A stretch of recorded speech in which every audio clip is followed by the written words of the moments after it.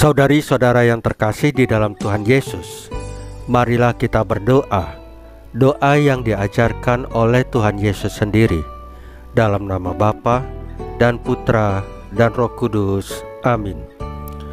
Bapa kami yang ada di surga, dimuliakanlah namamu, datanglah kerajaan-Mu, dan jadilah kehendak-Mu di atas bumi seperti di dalam surga. Berilah kami rejeki pada hari ini, dan ampunilah kesalahan kami, seperti kami pun mengampuni yang bersalah kepada kami. Dan janganlah masukkan kami ke dalam pencobaan, tetapi bebaskanlah kami dari yang jahat. Ya Roh Kudus, hadirlah saat ini untuk memimpin dan membimbing kami dalam membaca firman Tuhan Yesus dan merenungkannya, sehingga kami dapat mengerti maknanya dan dapat kami laksanakan dalam hidup kami sehari-hari di tengah masyarakat kami.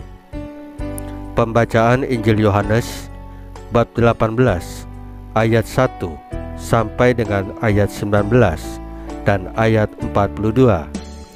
Jumat Agung. Setelah Yesus mengatakan semuanya itu, keluarlah ia dari situ bersama-sama dengan murid-muridnya, dan mereka pergi ke seberang sungai Kidron. Di situ ada suatu taman, dan ia masuk ke taman itu bersama-sama dengan murid-muridnya. Yudas yang mengkhianati Yesus tahu juga tempat itu, karena Yesus sering berkumpul di situ dengan murid-muridnya. Maka datanglah Yudas juga ke situ dengan sepasukan prajurit dan penjaga-penjaga bait Allah yang disuruh oleh imam-imam kepala dan orang-orang Farisi, lengkap dengan lentera, suluh, dan senjata. Maka Yesus yang tahu semua yang akan menimpa dirinya, maju ke depan dan berkata kepada mereka, "Siapakah yang kamu cari?" Jawab mereka, "Yesus dari Nazaret." Katanya kepada mereka, "Akulah dia." Yudas yang mengkhianati dia berdiri juga di situ bersama-sama mereka. Ketika ia berkata kepada mereka, "Akulah dia," mundurlah mereka dan jatuh ke tanah. Maka ia bertanya pula, "Siapa yang kamu cari?" Kata mereka, "Yesus dari Nazaret." Jawab Yesus, "Telah kukatakan kepadamu, akulah dia. Jika aku yang kamu cari, biarkanlah mereka ini pergi." Demikian hendaknya supaya genaplah firman yang telah dikatakannya, "Dari mereka yang engkau serahkan kepadaku, tidak seorang pun yang kubiarkan binasa." Lalu Simon Petrus yang membawa pedang, menghunus pedang itu, menetakkannya kepada hamba imam besar dan memutuskan telinga kanannya. Nama hamba itu Malkus. Kata Yesus kepada Petrus, "Sarungkan pedangmu itu. Bukankah aku harus minum cawan yang diberikan Bapa kepadaku?" Maka pasukan prajurit serta perwiranya dan penjaga-penjaga yang disuruh oleh orang Yahudi itu menangkap Yesus dan membelenggu dia. Lalu mereka membawanya mula-mula kepada Hanas, karena Hanas adalah mertua Kayafas, yang pada tahun itu menjadi imam besar, dan Kayafaslah yang telah menasihatkan orang-orang Yahudi. Adalah lebih baik berguna jika satu orang mati untuk seluruh bangsa. Simon Petrus dan seorang murid lain mengikuti Yesus. Murid itu mengenal imam besar, dan ia masuk bersama-sama dengan Yesus ke halaman istana imam besar. Tetapi Petrus tinggal di luar dekat pintu. Maka murid lain tadi yang mengenal imam besar kembali keluar, bercakap-cakap dengan perempuan penjaga pintu, lalu membawa Petrus masuk. Maka kata hamba perempuan penjaga pintu kepada Petrus, "Bukankah engkau juga murid orang itu?" Jawab Petrus, "Bukan." Sementara itu hamba-hamba dan penjaga-penjaga bait Allah telah memasang api arang, sebab hawa dingin waktu itu, dan mereka berdiri berdiam di situ. Juga Petrus berdiri berdiam bersama-sama dengan mereka. Maka mulailah imam besar menanyai Yesus tentang murid-muridnya dan tentang ajarannya. Demikianlah sabda Tuhan. Terpujilah Kristus.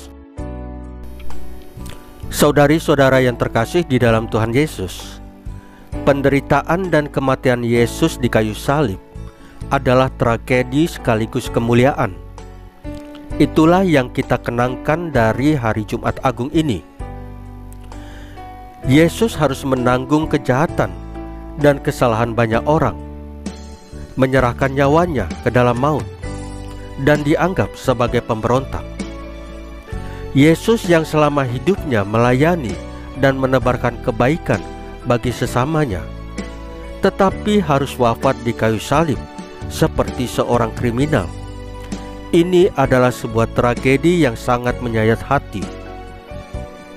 Yesus menerima tragedi ini karena percaya pada kehendak Bapanya yang akan terlaksana dalam sikap penyerahan dirinya. Namun di balik tragedi ini terungkap pula kemuliaan Yesus. Kemuliaannya sangat nyata dalam sikap taat dan rendah hati. Dengan bersikap taat, Yesus membuat dirinya sempurna di hadapan Bapanya, sekaligus menjadi pangkal keselamatan abadi bagi umat beriman. Sebagai murid Yesus, kita perlu bercermin dan belajar dari kematian Yesus di kayu salib.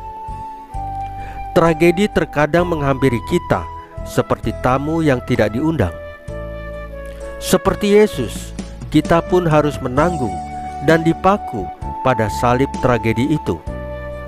Ketika merasa tidak kuat lagi, kita mesti sadar bahwa tragedi ini nantinya akan berakhir pada kemuliaan hidup kita.